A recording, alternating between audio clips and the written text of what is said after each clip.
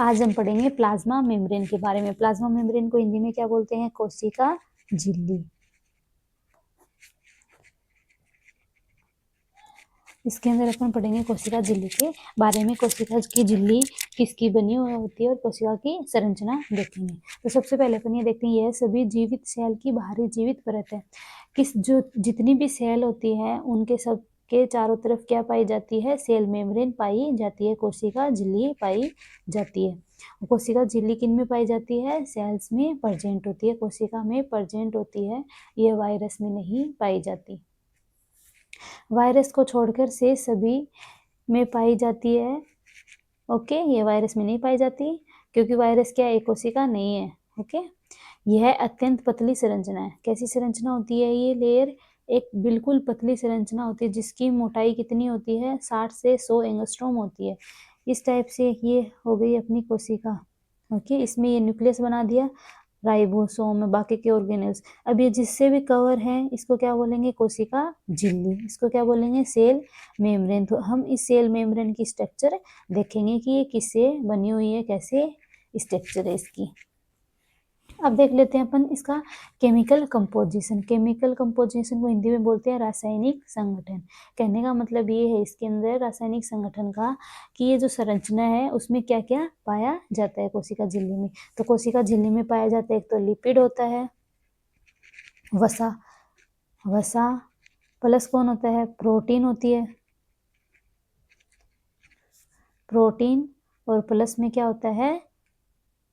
Cholesterol होता है। अगर मैमल्स की बात करें तो स्पेलिंग गलत हो गई, कोलेस्ट्रॉल। ओके, कोलेस्ट्रॉल होता है और ग्लाइकोप्रोटीन भी होती है। नेक्स्ट इसमें देखेंगे अपन आगे, विभिन्न जंतुओं की कोशिका झिल्ली की आणविक संरचना में अंतर पाया जाता है। मतलब अलग अलग जीवों की कोशिका झिल्ली में थोड़ा बहुत अंतर पाया जाता है। यह अंतर इनके घटक प्रोटीन या लिपिड की प्रकृति व मात्रा पे होता है। किसी में प्रोटीन की मात्रा ज्यादा होगी और किसी कोशिका के अंदर लिपिड की मात्रा ज्यादा होगी सेल मेम्ब्रेन के अंदर। नेक्स्ट देखें अपन, सेल मेम्ब्रेन में लिपिड, प्रोटीन व अल्प मात्रा में शर्करा पाई जाती है। लिपिड होती है, प्रोटीन होती है और कुछ मात्रा में क्या पाई जाती है? शर्करा पाई जाती है। लिपिड जो होती है वो बाइलेयर होती है और सबसे ज्यादा होती है प्रोटीन। सबसे ज्यादा क्या होती है? प्रोटीन होती है, बाद में लिपिड।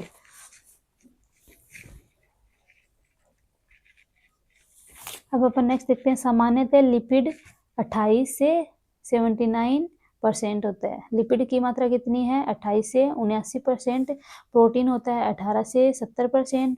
व ओलिगोसेकेराइड, ओलिगोसेकेराइड क्या है? एक शर्करा का टाइप है। शर्करा का क्या एक टाइप है, वो कितनी होती है? 1 से 5%। वह जल पाया जाता है, वाटर पाया जाता है। नेक्स्ट है फिर इसमें लिपिड, सेल मेम्ब्रेन में मुख्यतः फॉस्फोलिपिड पाया जाता है। क्या प्रेजेंट होता है? Phospholipid, lipid. नेक्स्ट है कोलेस्ट्रॉल, मेनली यूकैरियोट में पाया जाता है। कोलेस्ट्रॉल जो बताया है वो किस में पाया जाता है? यूकैरियोटिक कोशिका में पाया जाता है। प्रोकैरियोटिक कोशिका के अंदर कोलेस्ट्रॉल एब्सेंट होता है। प्रोकैरियोटिक कोशिका किसे बोलेंगे? बैक्टीरिया को। बैक्टीरिया वगैरह हैं उनकी सेल मेम्ब्रेन कोशिका झिल्ली में क्या नहीं पाया जाता? कोलेस्ट्रॉल नहीं पाया जाता है। ओके, तो यूकैरियोटिक कोशिका के अंदर ही क्या पाया जाता है? कोलेस्ट्रॉल पाया जाता है। फोस्फोलिपिड एम्फोफिटिक प्रकृति के होते हैं। ये अणु असमित व द्विध्रुवीय होता है।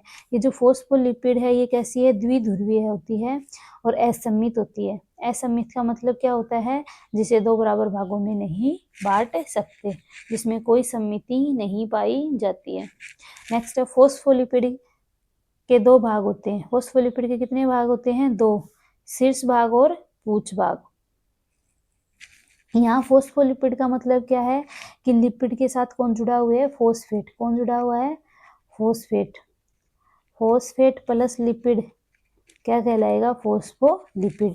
अब अपन देखते हैं आगे, फोस्फोलिपिड है वो फोस्फेट से बना हो प्लस वसीय अम्ल। अगर अपन लिपिड को तोड़ते हैं, ओके, लिपिड को तोड़ेंगे तो लिपिड किस में टूटेगा? वसीय अम्ल, फैटी एसिड में और ग्लिसरॉल में टूटता है। ओके, और उसके साथ कौन जोड़ दिया? फोस्फेट। तो इस तीनों को मिला के क्या बोल देंगे? फोस्फोलिपिड। फोस्फेट होता है लिपिड के साथ में, और जो लिपिड होती है वो लिपिड किससे मिलकर बनी होती है? फैटी एसिड, वसीय अम्ल से और ग्लिसरॉल से। ओके, अब अपन इसकी संरचना देखते हैं आगे। अब अपन इसकी संरचना देखेंगे आगे। तो ये जो फॉस्फोलिपिड है, ये जो इसका ये वाला पार्ट है इसको तो हेड बोलेंगे, और ये नीचे जो पार्ट है इसको टेल बोलेंगे। ओके। अब ये जो हेड वाला पार्ट है ये कैसा होता है, किसका बना हुआ होता है, फॉस्फेट प्लस ग्लिसरॉल का। किसका बना हुआ है, फॉस्फेट और ग्लिसरॉल का। अब क्या बच गया, फैटी एसिड बच गया। तो जो फैटी एसिड है उसकी क्या बनी हुई है, टेल बनी हुई है। इसको क्या बोल रहे हैं अपन, टेल। तो ये टेल किसकी बनी हुई है, फैटी एसिड की। और ये किसका बना हुआ है, head part, phosphate plus glycerol का। अब ये जो हेड वाला पार्ट है ये जल रागी होता है। जल रागी का मतलब ये होता है हाइड्रोफिलिक होता है, क्योंकि ये इसको पानी से डर नहीं लगता है। और टेल वाला हाइड्रोफोबिक, फोबिया बोलते हैं ना, फोबिया का मतलब डर। तो इसमें हाइड्रोफोबिया मतलब पानी से डर लगता है। तो तेल जो है इसको किससे डर लगता है, पानी से डर लगता है। ओके। तो ये वाला हेड वाला पार्ट तो पानी से अटैच रहता है, और टेल वाला पार्ट पानी से अटैच नहीं रहता है। ये जो सेल मेम्ब्रेन होती है इसके अंदर जो लिपिड होती है वो बाइलेयर होती है। ओके। बाइलेयर मतलब लिपिड की दो श्रृंखलाएं पाई जाती हैं, दो चेन पाई जाती हैं, वो अपन संरचना में देखते हैं।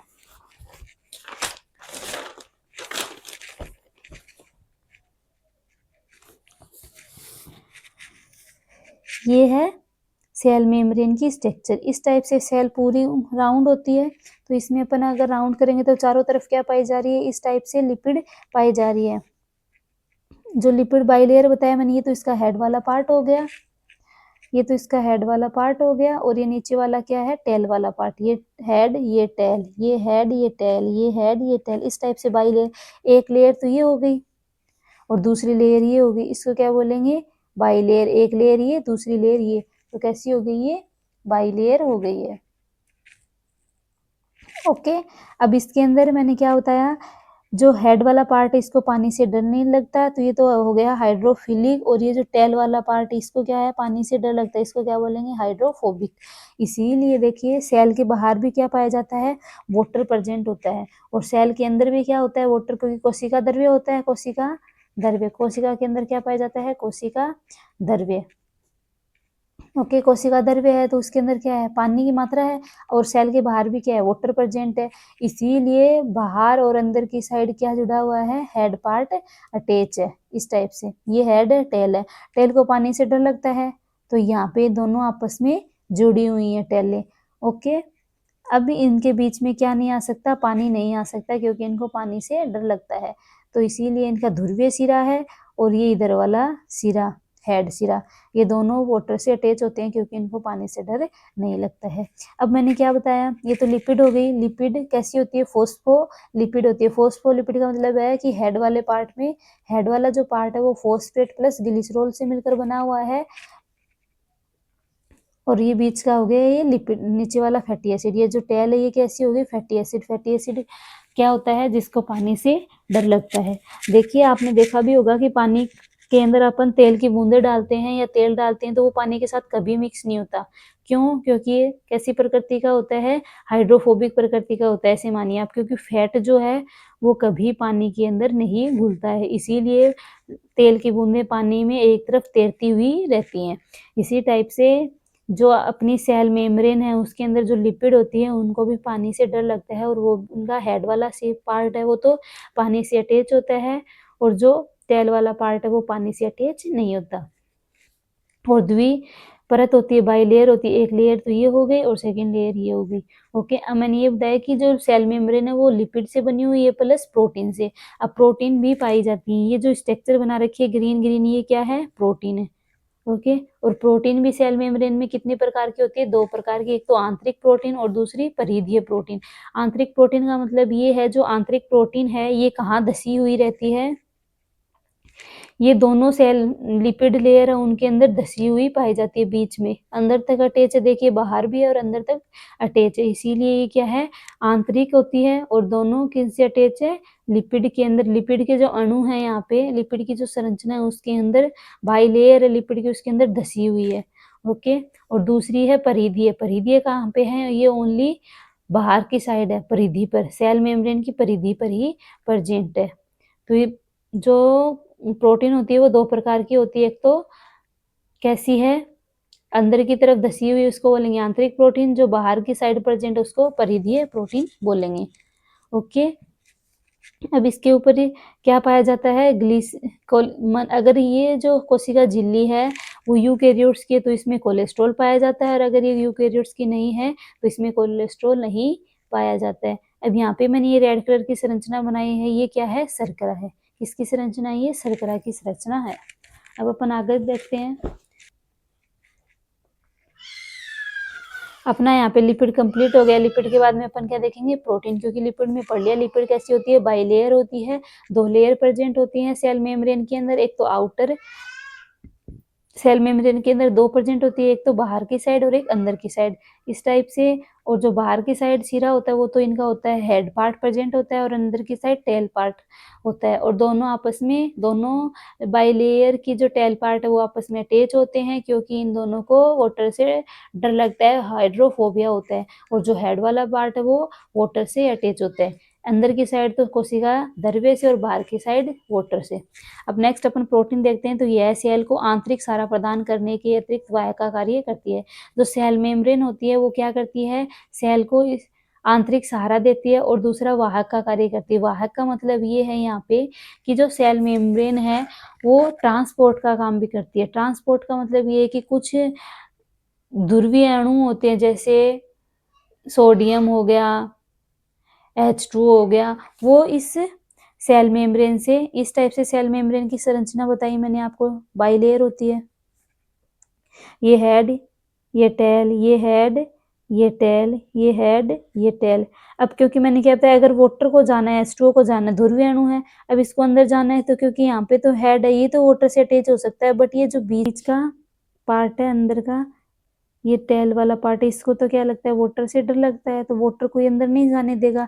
तो इस वाटर को अंदर कौन लेके आएगा, प्रोटीन लेके आएगी। इसीलिए प्रोटीन किसका काम कर रही है, वाहक का काम करती है, क्योंकि सेल के अंदर प्रोटीन क्या काम करेगी, बहुत सारे काम करती है। इसीलिए जल भी क्या करवाता है, रिएक्शन करवाता है, तो सेल के अंदर जल लाने के लिए भी प्रोटीन लेके आएगी। अगर अपन सोडियम लेके आए वो भी अंदर वर्क करता है। अगर अपन और ऑर्गेनल्स लेके आए, जैसे RNA वगैरह कुछ भी अंदर लेके आए, तो उसके लिए कौन होती है, प्रोटीन वाहक होती है। अब जैसे दूसरा अपन ये देखें कि राइबोसोम होता है सेल मेम्ब्रेन के अंदर, ऑर्गेनेल्स होते हैं, तो राइबोसोम क्या बनाता है, प्रोटीन बनाता है। तो इस प्रोटीन को सेल के अंदर बाहर भेजना है, तो भी कौन भेजेगा, ये वाहक प्रोटीन लेके जाएगी। ओके, प्रोटीन एंजाइम, एंटीजन व ग्राही अणु के रूप में भी पाए जाते हैं। जो प्रोटीन होती हैं वो एंजाइम के रूप में भी पाई जाती हैं, क्योंकि कुछ प्रोटीन जो होती है वो एंजाइम होती हैं। ओके, एक आधी प्रोटीन छोड़ के लगभग प्रोटीन क्या होती है, एंजाइम होती हैं। नेक्स्ट है एंटीजन भी होती हैं, ये प्रोटीन एंटीजन होते हैं, वो प्रोटीन्स के बने होते हैं और ग्राही अणु के रूप में भी पाए जाते हैं। सेल मेम्ब्रेन में 2 टाइप की प्रोटीन पाई जाती है। जो कोशिका झिल्ली होती है उसमें 2 प्रकार की प्रोटीन पाई जाती है, एक तो बाह्य और दूसरी आंतरिक। तो मैंने अभी आपको स्ट्रक्चर में बाह्य और आंतरिक प्रोटीन के बारे में बताया है। तो अपन देख लेते हैं बाह्य प्रोटीन। ये सेल मेम्ब्रेन की सतह पर लिपिड अणु के बाहर उपस्थित होते हैं। कहाँ पाई जाती है, सेल मेम्ब्रेन के बाहर की साइड, परिधि की साइड प्रेजेंट होती है, तथा सेल मेम्ब्रेन से विद्युत स्थैतिक व हाइड्रोजन बॉन्ड द्वारा जुड़ी रहती है। कौन से बंध के द्वारा जुड़ी रहती है सेल मेम्ब्रेन से, हाइड्रोजन बंध और स्थैतिक बॉन्ड के द्वारा। यह कुल प्रोटीन का कितना भाग बनाती है, 30% भाग बनाती है। एग्जाम्पल दें तो spectrin and cytochrome C. Okay, cytochrome C जो है वो माइटोकॉन्ड्रिया के अंदर इलेक्ट्रॉन परिवहन सिस्टम में काम में आती है। अब नेक्स्ट देखते हैं अपन आंतरिक प्रोटीन। आंतरिक प्रोटीन, ये प्रोटीन लिपिड के आंतरिक स्तर में धसी हुई होती हैं। यह कुल प्रोटीन का 70% भाग बनाती है। तो ज़्यादा जो मात्रा कौन सी प्रोटीन की होती है, आंतरिक प्रोटीन की होती है कोशिका झिल्ली के अंदर। इनमें सरलता से झिल्ली को अलग नहीं किया जा सकता, क्योंकि ये सेल मेम्ब्रेन के अंदर तक धसी हुई होती है, इसीलिए इसको आप आसानी से अलग नहीं कर सकते हो। नेक्स्ट देखिए अपन एग्जाम्पल क्या देखिए, माइटोकॉन्ड्रिया में पाए जाने वाला साइटोक्रोम ऑक्सीडेज। मैंने बताया ना, माइटोकॉन्ड्रिया के अंदर क्या पाया जाता है, साइटोक्रोम ऑक्सीडेज। व रेटिना की रोड सेल में पाए जाने वाला रोडोप्सिन प्रमुख है। जो रेटिना के अंदर जो रोडोप्सिन होता है वो किसका बना होता है, आंतरिक प्रोटीन का। ओके, नेक्स्ट देखते हैं अपन कार्य के आधार पर सेल मेम्ब्रेन में प्रोटीन को कितने भागों में बांटा है। तो कितने भागों में बांटा है, 3 भागों में बांटा है। कितने भागों में बांटा है? कार्य के आधार पर सेल मेम्ब्रेन में प्रोटीन को 3 भागों में बांटा है। संरचनात्मक प्रोटीन, यह सेल मेम्ब्रेन को प्रत्यक्ष आंतरिक सहारा प्रदान करती है और प्रोटीन की संरचना बनाती है।